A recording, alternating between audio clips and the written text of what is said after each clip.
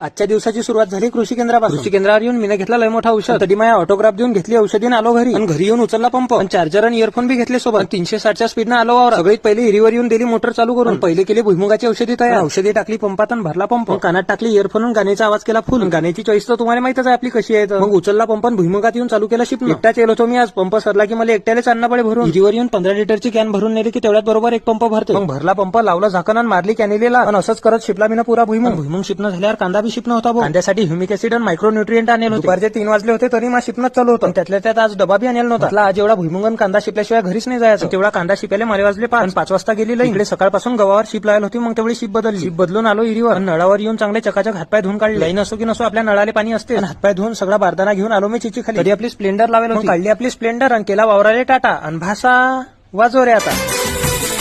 बुलाए धुम छुन करती पायल